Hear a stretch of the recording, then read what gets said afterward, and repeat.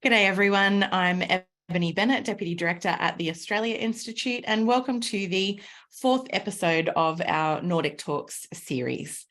I'd like to begin by acknowledging that I live and work on Ngunnawal and Ngambri country and pay my respects to elders past and present, and acknowledge that sovereignty was never ceded and this always was and always will be Aboriginal land. I'd also encourage everyone on with me this evening to find out what you can about the Voice to Parliament and the referendum that's coming later on in the year, and find out what you can do to help that referendum become successful. Just a few tips before we begin this evening to help things run smoothly. There will be a Q&A session at the end of or in the second half of this webinar, and you should be able to type in questions for our panel using the Q&A box. You should also be able to upvote other people's questions and make comments on them as well. A reminder to please keep things civil and on topic in the chat or we'll boot you out. And lastly, a reminder that this discussion is being recorded and it will be posted up on our YouTube channel and available on the Australia Institute's website after this. So as I mentioned, this is the fourth in a special Nordic Talks series. The 5-episode series is presented by the Australia Institute's Nordic Policy Centre and supported by the Nordic Council of Ministers. And I encourage you all to look up that Nordic Talks podcast wherever you normally listen to podcasts. Each episode we pick a pressing policy issue shared by Australia and Nordic nations, and we explore Nordic policies and other ways that we might overcome our shared and sometimes seemingly intractable policy problems. And before we begin and dive into tonight's discussion, I'm just going to play a short video from Nordic Talks for you. Seamless this technological process is.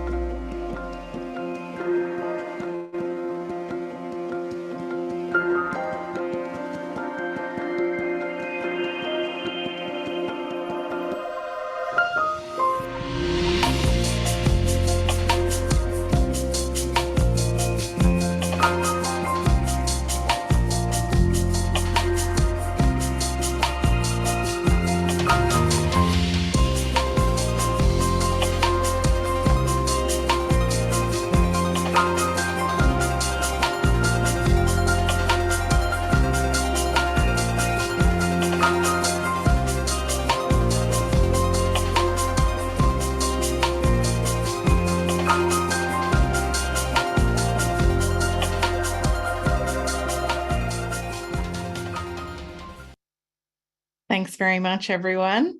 Did I just accidentally mute myself? Thanks very much for joining us this evening, everyone. Tonight, we are discussing the role of First Nations communities in the clean energy transition, and I'm delighted to introduce our three guests.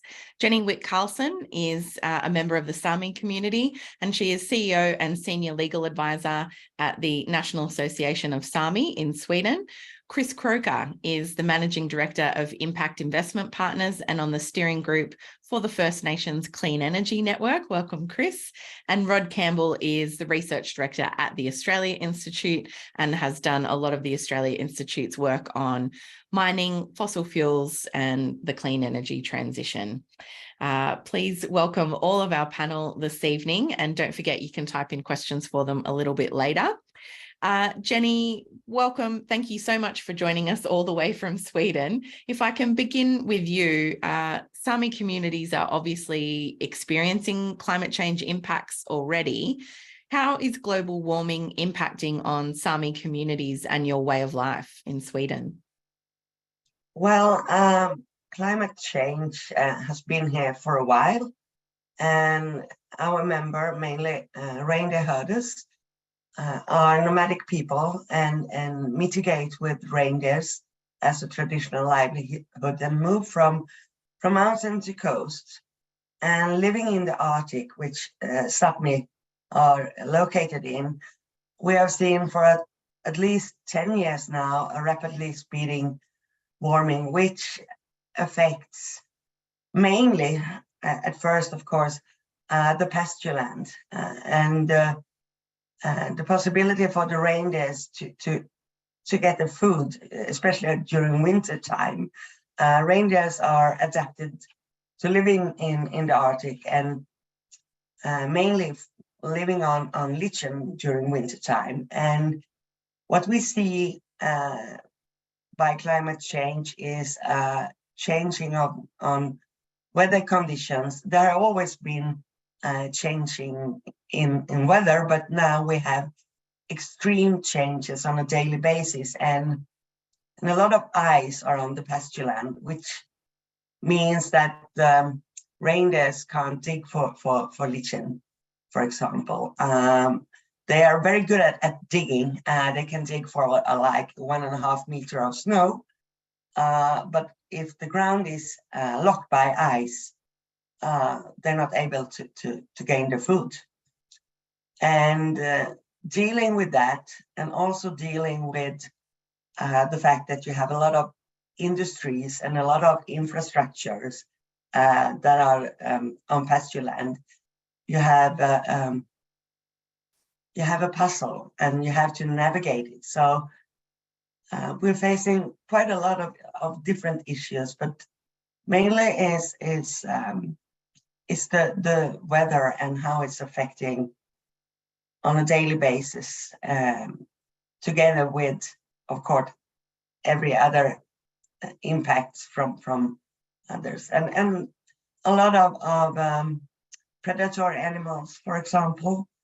We have an increasing, which is good, looking into diversity. Although when it's the primary feeding for predatory animals, for example, is reindeer in the northern part of Sweden, and the number of estimated loss we have for predatory animals is about 85,000 a year, which means that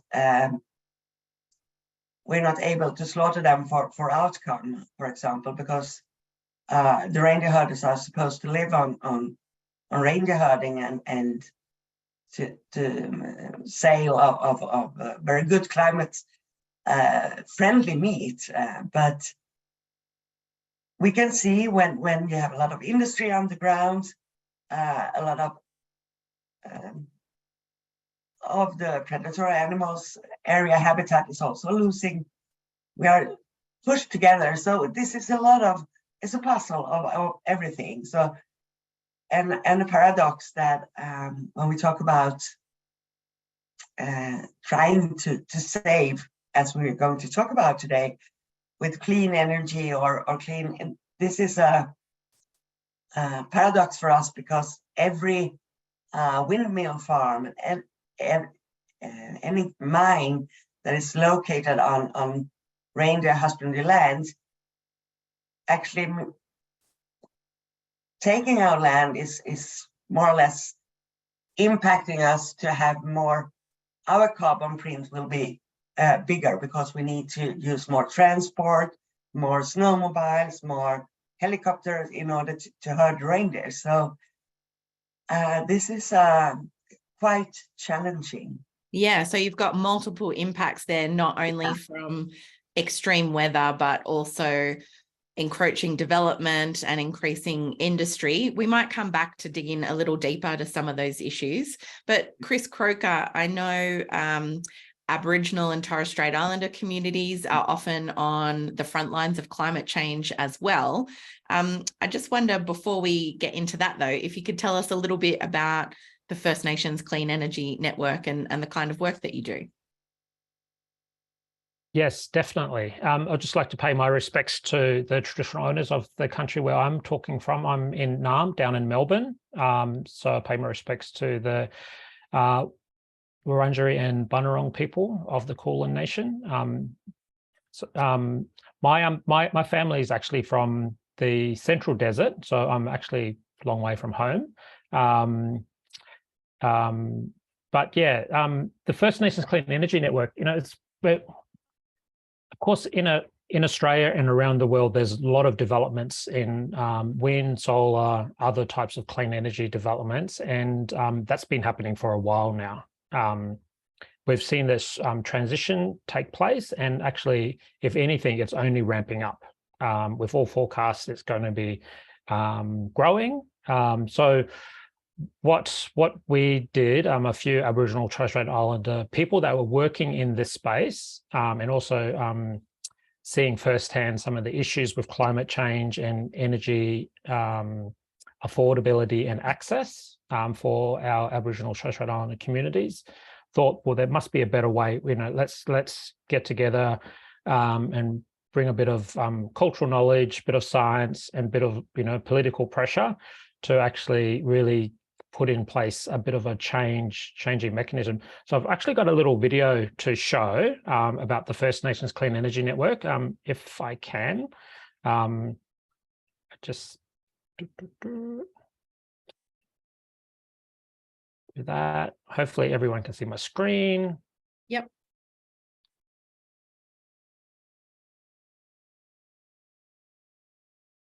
I don't think we can hear the audio of that, Chris. Oh no, you're going to miss out. Okay, yeah. So I might just stop sharing then. We should have tested the audio as well. But basically, the First Nations Clean Energy Network has been set up by Aboriginal and Torres Strait Islanders to, as I said, to really bring some cultural knowledge, some experience with climate change and lobbying, and combining that with academic research and a bit of science to actually, how do we mobilize and educate ourselves to actually be active participants in this energy revolution that we're seeing. So we've set up the Clean Energy Network under three pillars. A community focus, a policy reform lens, and the industry partnerships, and it's all pretty self-explanatory, but community is basically about focusing on removing the barriers for our people in having access to secure, cheaper, cleaner energy, and supporting our representative groups and land councils and community organisations to be better equipped, so they're ready and able to engage in and benefit from this revolution. Because of course we want this revolution to happen, but also we want it to be a just transition as well. So that's required a lot of work around building the capacity of First Nations communities and people within Australia, so they can really advocate and seize the opportunity in front of them. And also to really be actively participating with industry and investors in all of these opportunities, so we can actually influence and shape this energy transformation that we have underway in Australia. The other lens, of course, is the policy reform. As with everywhere, there's a lot of legislation and government policy and regulations that control and stipulate, how projects or new infrastructures formed and built and where it's placed. So there's a lot of work required on the policy reform side, and basically really work to change the way that renewables are being delivered to First Nations households, whether that's, from my country in the Central Desert, or where I am down in the metro regions, like down in Naarm. We all have all these issues that actually requires some policy reform. And one of the classic examples is around residential solar. So in Australia, it's actually against most state-based legislations to install residential solar, so solar panel on rooftops, on public housing. And a lot of our families are in welfare, public housing, Aboriginal housing. So that's a straight requirement for actual regulatory change. But then also working with governments, whether they're at the state, territory, or federal level, to actually remove some of those barriers. We can't do this alone, of course. So the third pillar that we're working towards is around industry partnerships.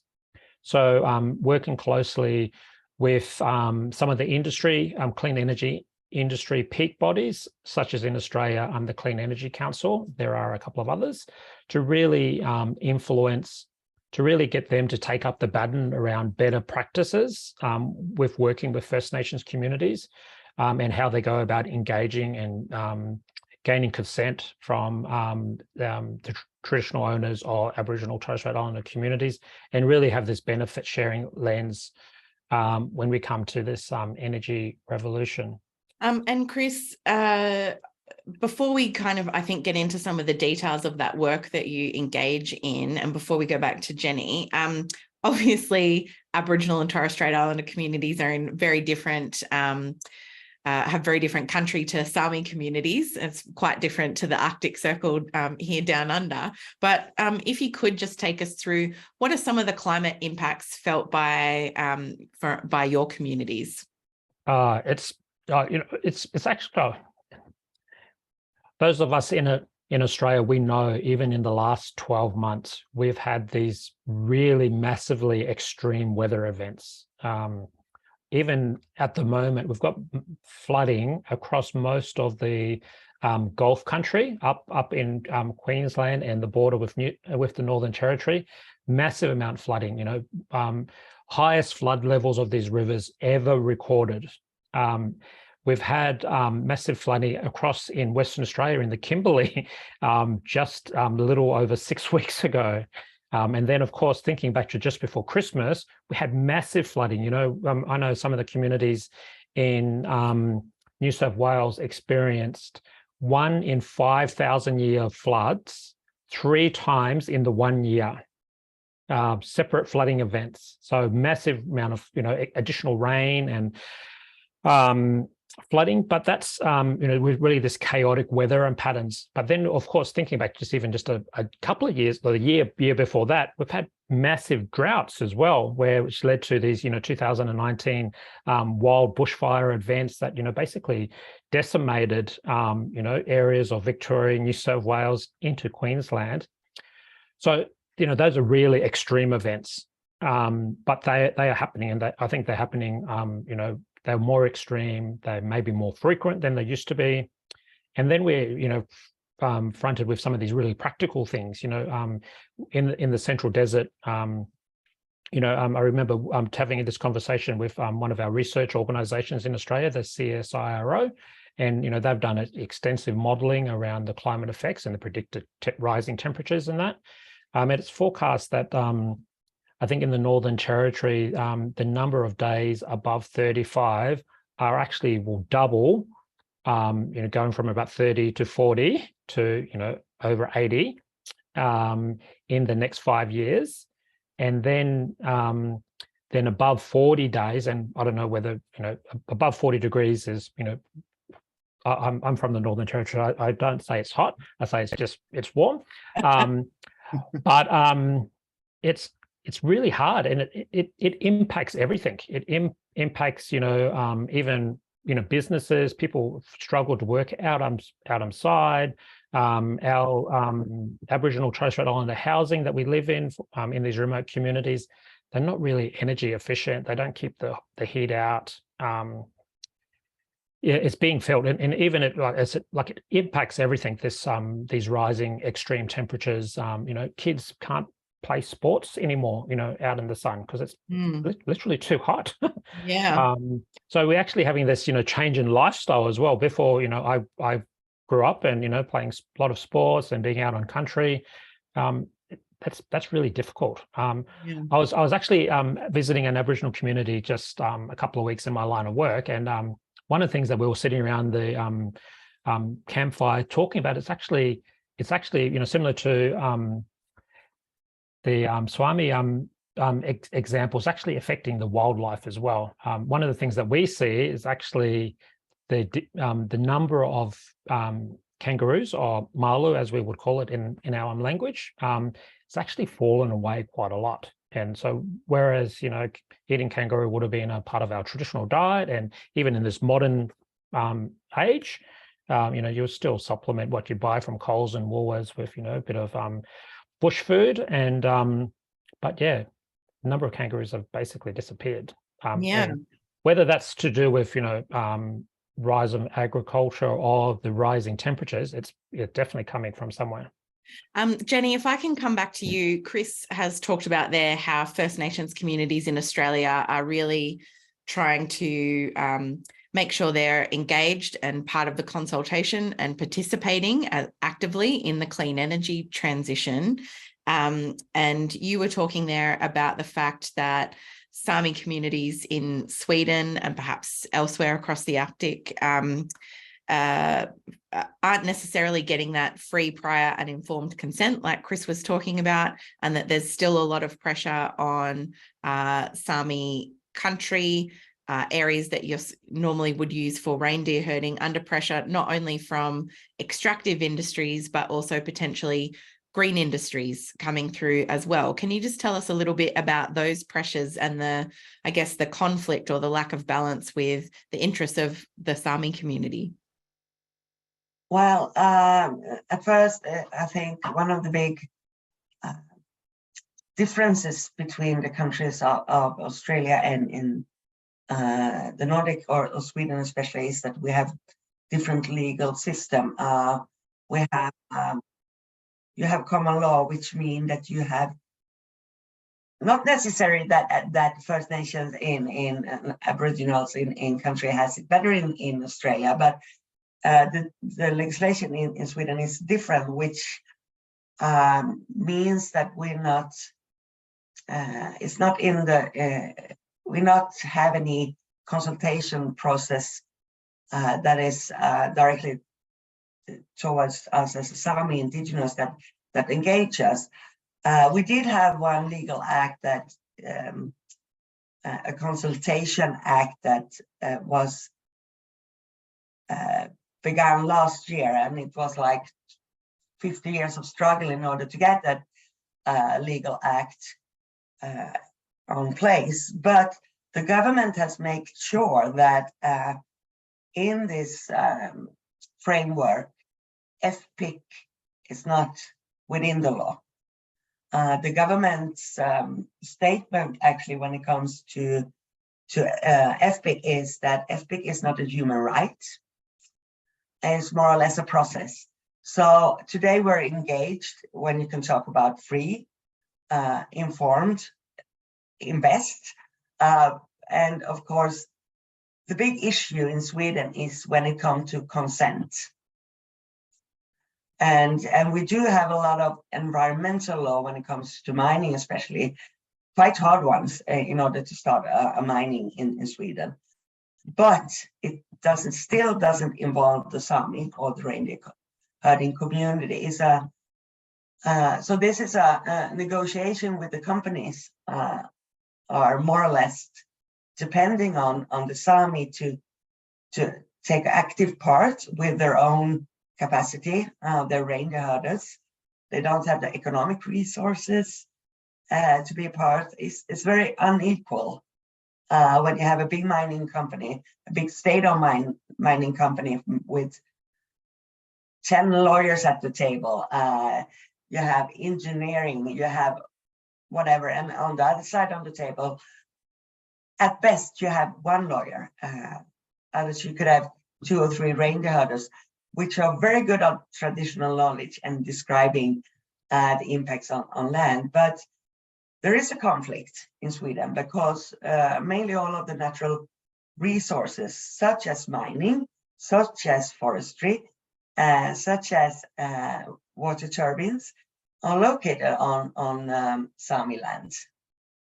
And of course, there's a conflict of interest here because we need to give up land from the reindeer, the traditional livelihood for us, but we're not getting anything back.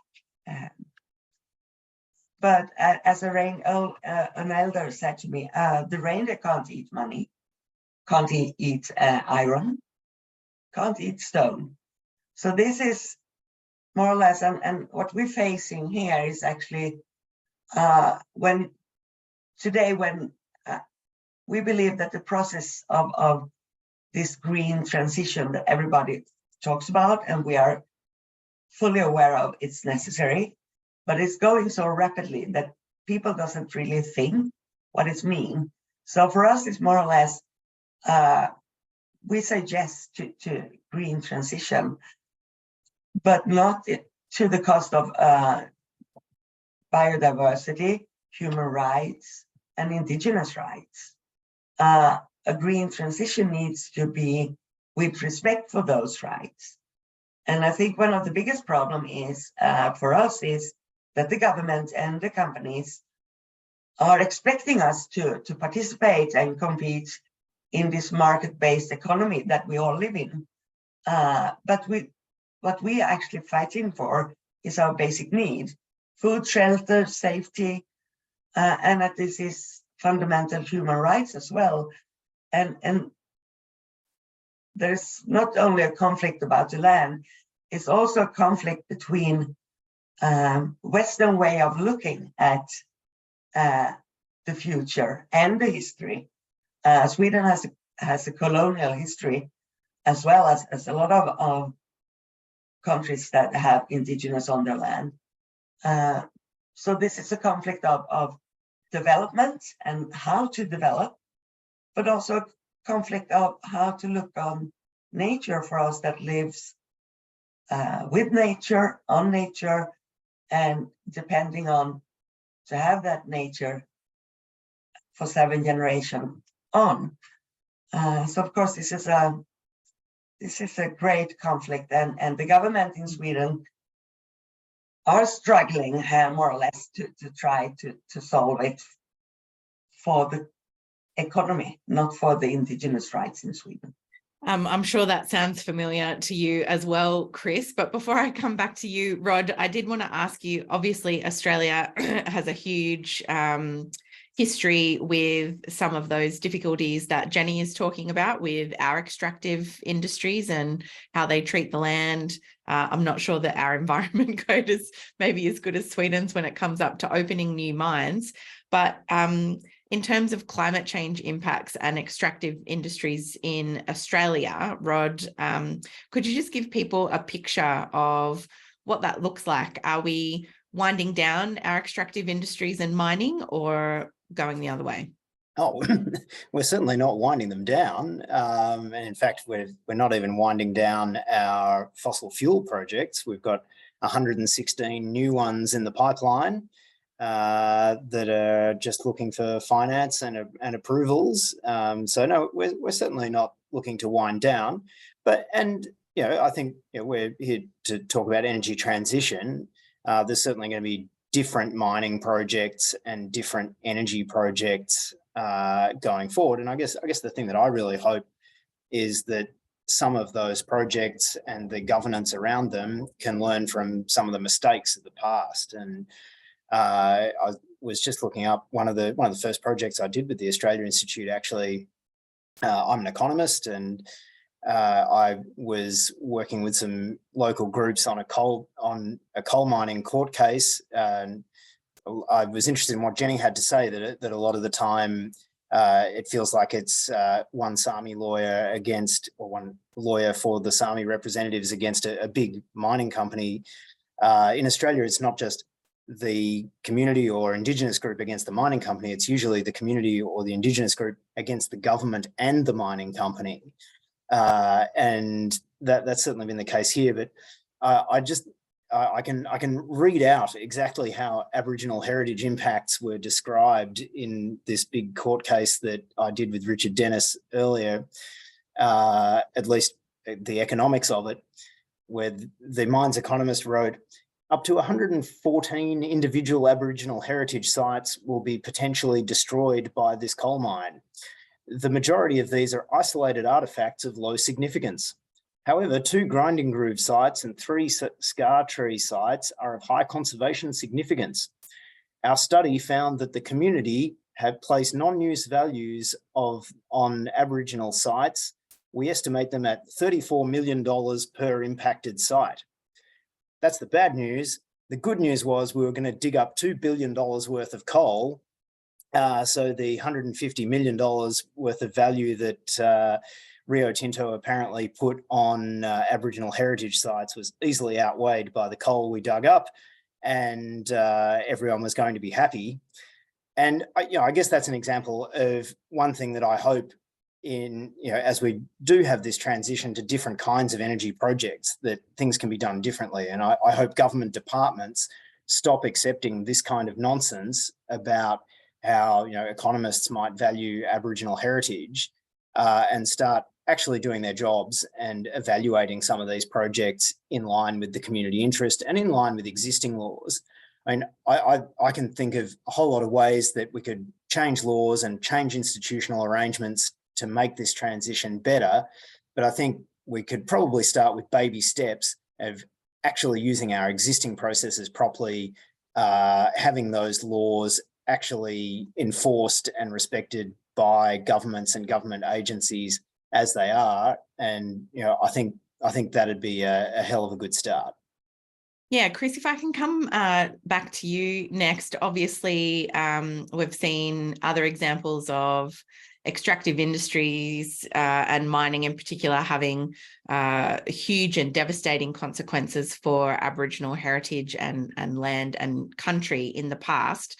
So is the First Nations Clean Energy Network about, as Rod said, trying to learn some of those lessons and not make the same mistakes as the mining industry has in the past, where communities get a very paltry benefit or aren't being consulted in projects, rather that you're trying to be in it from the beginning and leading it and shaping it? Is that the idea? Yeah, pretty much, definitely. Yeah, and I'd like to acknowledge that well, I should declare that I'm a former mining engineer, one of Australia's only Aboriginal mining engineers.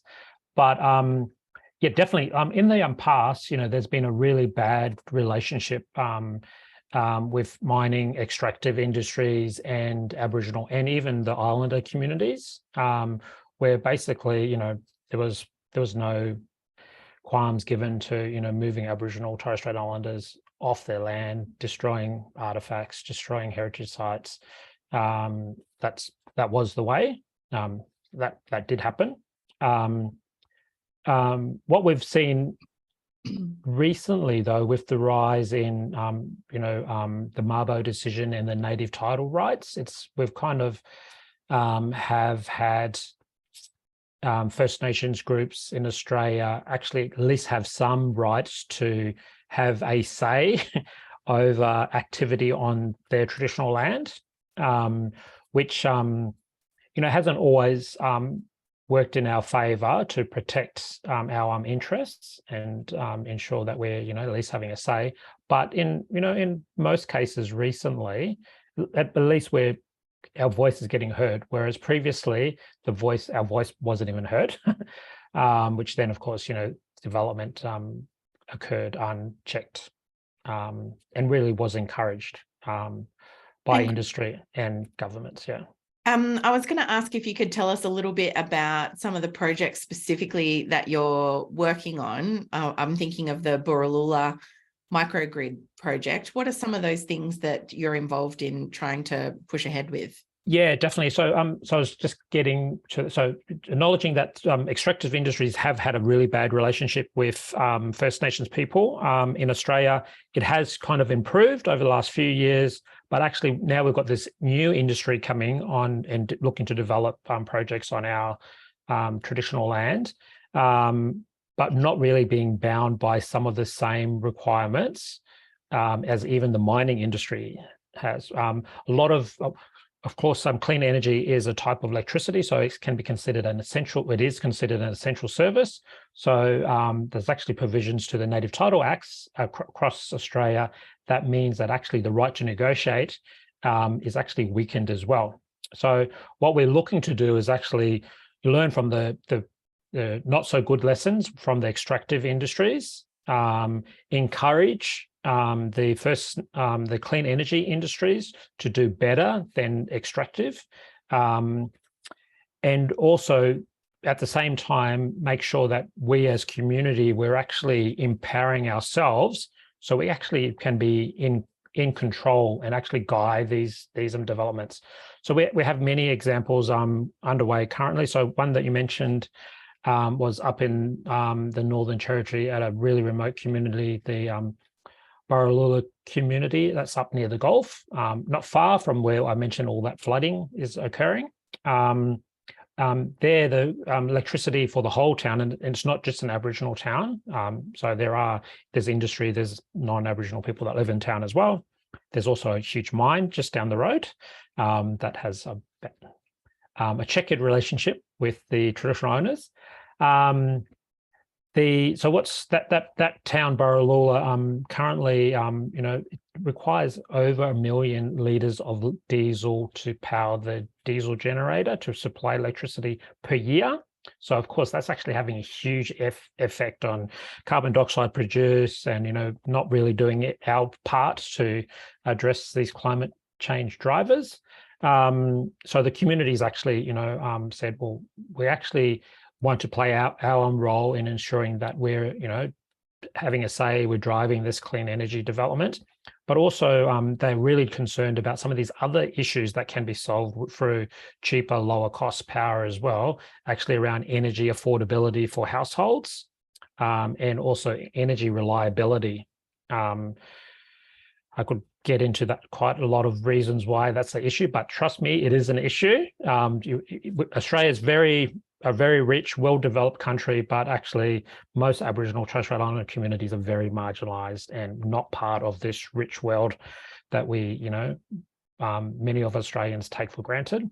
So the Borroloola community, working in partnerships with a few community groups in my day job at Impact Investment Partners, we've been working with the community as well, but basically the community trying to develop a proactive solution and actually really guiding the change from a diesel generator across to a solar generation source, and actually look to really displace all the polluting diesel, but at the same time actually have some mechanisms in place to actually ensure greater energy affordability for local households.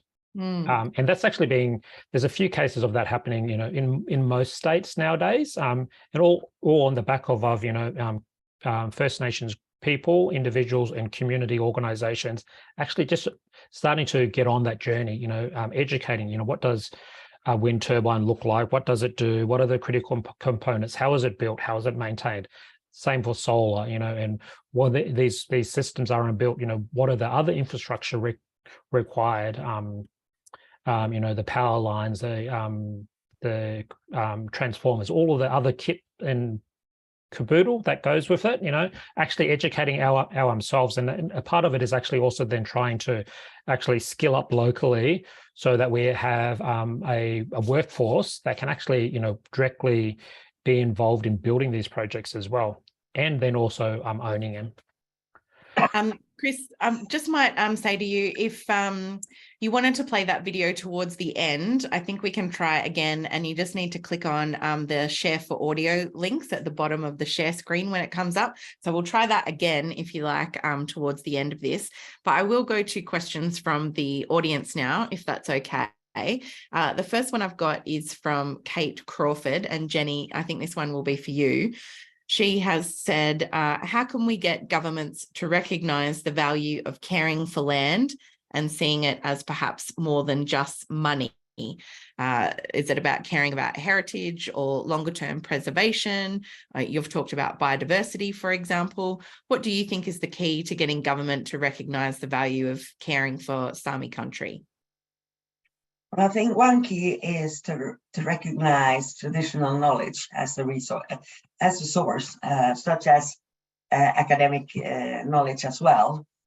But also, I think you can see when you look in the world in general today, you can see a shifting of minds in order to that people, especially younger people, want a different way of living. So I think this is talking and actually try to get the government or the specialist that works within the government system to listen, because as in our countries, we can say that we did see changing coming 25 years before a lot of the academic researchers. We did see signs in nature, and we have met a lot of other Indigenous sisters and brothers around the world. We went to Australia 3 years ago and visited. We have a great film, and I will send it for you, and you can, that we made with during our visit. So I think it's talking and talking, showing, and at the bitter end is actually demand that they listen. In Sweden, for example, we can see that during the last 2 weeks, we have had a lot of activism because the governments in Sámi, both in Norway, Sweden, and Finland, are rapidly speeding up this process, being on this green transition. So I think talking, and I think even though we doesn't have time, we do need to take time in order to should not do the same mistake as we have done before, rushing into something that might not be green in the end. We don't know if we go very fast, for example, in Sweden. If you build a mine in Sweden, you need a lot of energy. And for that energy, you need to clear cut a lot of forest. And you have to build new roads. And you do a lot of impact. So I think to face down a little bit, and even though we doesn't have the time, but don't rush into every project. Choose the wisest project that will give most of it in the transition. But also, I think from our perspective, I had been glad if I could share with you that the dialogue with the government is moving forward. But actually, we have, as a lot of our sisters and brothers around the world, we have to go to court in order to get our rights recognized and respected. Hopefully we don't need that. Hopefully we can start this dialogue, but and hopefully I doesn't really got a question again from one of the Swedish biggest mining company that actually asked me during a negotiation, what's the cost of the community's consent? We're dealing with people's lives, and I think that's one thing we need to understand. Can I jump in with can I just sort of ask a off-the-script follow-up question? I think Kate's question, as was originally phrased, was about how to get governments to see the value in looking after land, or promote the value of looking after land. And the approach of the Australian government recently has been to try and develop markets for biodiversity and to sell biodiversity credits, a little bit similar to carbon credits and carbon offsets, a path that I personally think is completely disastrous. But have Nordic governments gone down this same idea of trying to marketize the biodiversity or sort of natural health of parcels of land? No, we haven't, but we have different system. We do have a lot of legal acts that protecting protected areas already. That is national parks, for example, quite big areas and preservation. So, but I think I would like, in the best of worlds, that the government could just step outside the box and actually give the management of land back to indigenous and local communities. And I think some of the areas we're talking about that is important for us are best managed by those who live of that land. But this is something that most government struggles. This fear, of course. We did have a talk about it yesterday when we met representatives from the government. It's a fear from the Western society to let go of management, a fear of what will happen in Sweden if we give the Sami real influence. Is this the dead hand on land, more or less? So I think in Sweden, the start is actually talking nation to nation, because we don't do that.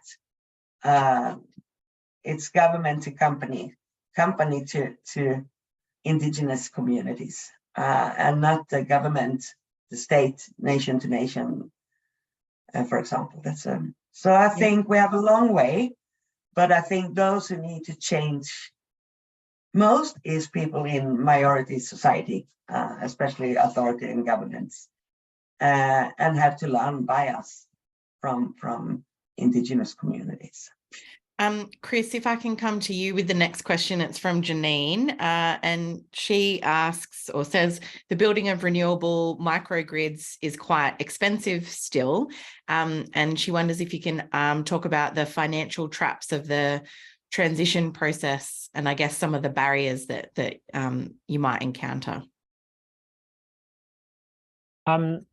Yes, I would say that, of course, any new technology, whether it's solar, wind, or even a new television, costs a lot of money. Yeah, it costs, it is expensive.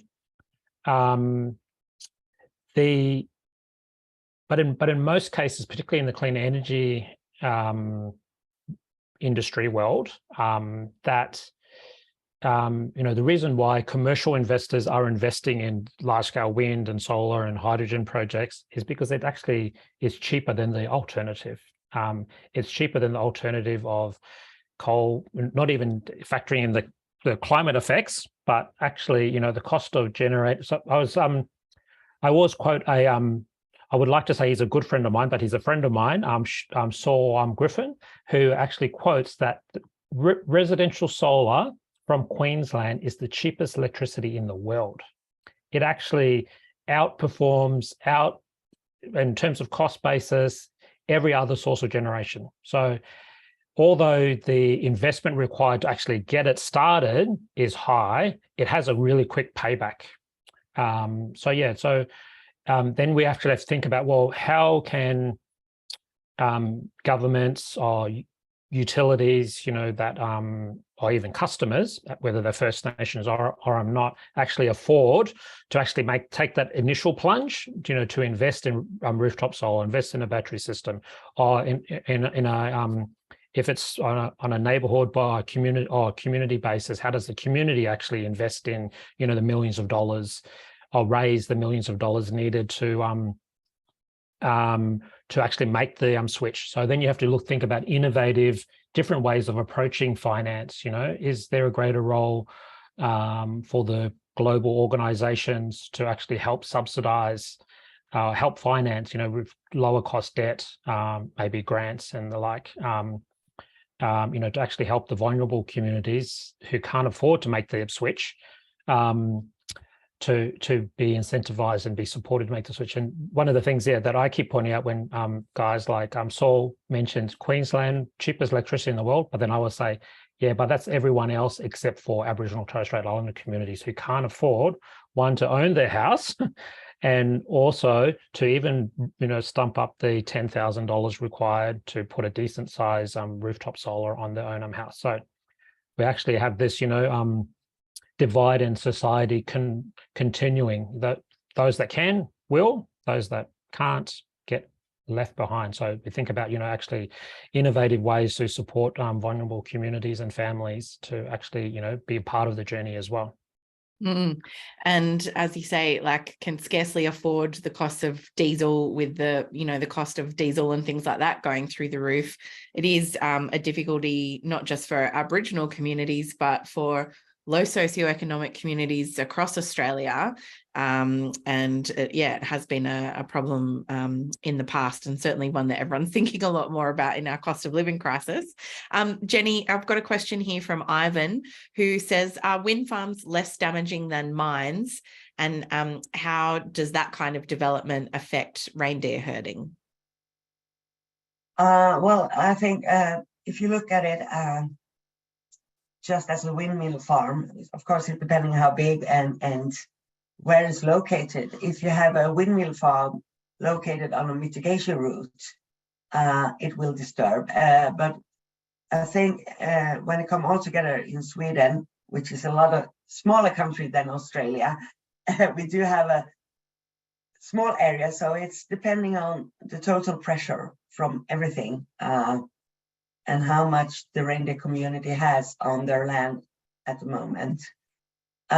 Reindeer can adapt to some individual of the reindeer, not necessarily the whole herd, but so it's more a yes or no on that question. It's depending on where it's located and the impacts of it. But we do have a lot of research on windmills and reindeer herding and how it affects. So it's a lot of ongoing research there. So, but any industry or any pressure on pasture land could be neither good or bad. It all comes down to do a good impact assessment and to talk with the community and see at their whole situation. Thank you. Rod, I might throw this next one to you. Tyrone is asking about nuclear, and given that all of what we now call Australia sits on Indigenous land, shouldn't we aim to minimise the land use impacts, and that nuclear has the smallest land use impacts? Should Australia lift the ban on nuclear so we can minimise our land use impact on Indigenous land? Yeah, I mean, that's an interesting way of looking at it, I guess, in terms of minimising land, I guess, land intensity. But I guess there's a whole lot of other aspects of nuclear power that are a bit more problematic. Still don't really know what to do with the waste. It's very expensive to build. And I think in the Australian context, perhaps most importantly, the Australian energy market is particularly unsuited to nuclear generation. We have very peaky demand, and we have a lot of solar panels and renewable capacity that makes energy very, very cheap, or prices very, very cheap for parts of the day. And nuclear generation is really not very good at turning on and turning off again. So I think I guess perhaps from a land use perspective, and I'd be interested in Indigenous perspectives on that, although the history of nuclear activity in Indigenous Australia is not a happy one. But yeah, from a land use perspective, maybe there's an argument there, but I think to bother lifting the ban on nuclear energy development in Australia, I mean, we'd need a fundamentally different energy market with a lot of different energy market rules and other aspects of development to make it all worthwhile. I actually think having the ban there is a good idea because it stops us really having to have serious discussions about a lot of bad ideas. Chris, is there anything you'd like to add to that? Yeah, I'll just acknowledge that, what Rod's saying, the nuclear industry in Australia has had a terrible relationship with First Nations community, the worst that you could have ever. And I was also like to, having worked on and developed some renewable energy projects alongside First Nations community, even, medium scale projects, none has been large yet. If you involve, the local community, whether they are First Nations or not, in actually some of the planning decisions, to actually put in good land stewardship and good environmental stewardship from the beginning, we can actually end up having, great outcomes. We shouldn't build the wind farm in this location because there's a flock of protected parrots that live in that area, or there's a grove of old growth forest that we don't want to disturb. So we actually make those planning decisions together.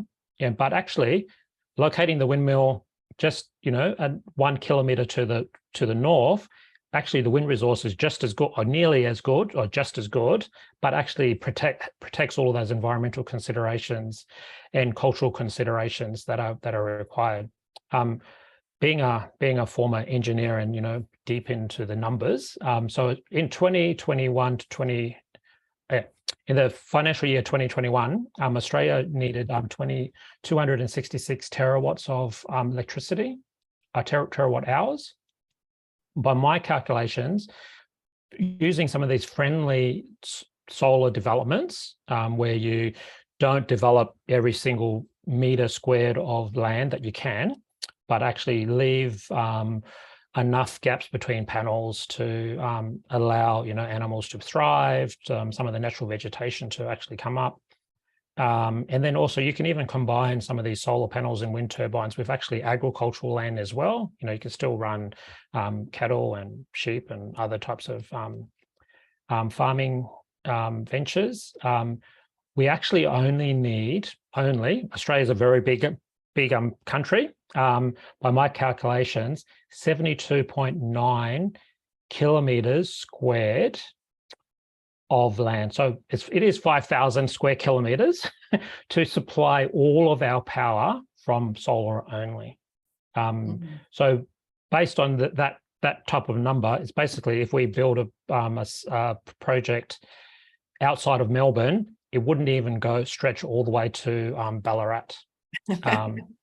And all of that land is farmland anyway. Yeah, food for thought. Jenny, I wonder if I might ask you, if people are leaving this webinar tonight and wanting to think about things that they can do, what's one action that you would encourage people to take or to think about to really help Sami communities play a role in the green transition instead of being swept along by it or harmed by it, indeed? Oh, that's quite hard. And I think it's just keep talking, and also just the passives is that a few Australian mining companies is mining in Sweden. So maybe give them just to pay respect for rights, respect for each other.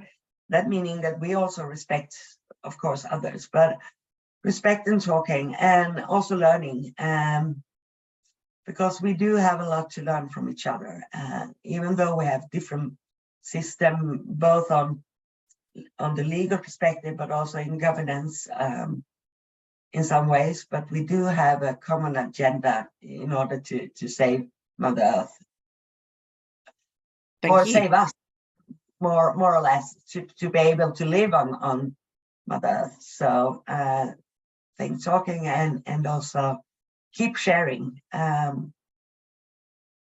Yeah, thank you very much. And Chris, if there's one thing that you would like people to take away from this webinar and be able to take as an action or participate in whether it's the First Nations Clean Energy Network or other ways to support Indigenous involvement and leading the way on the green energy transition, what would that look like?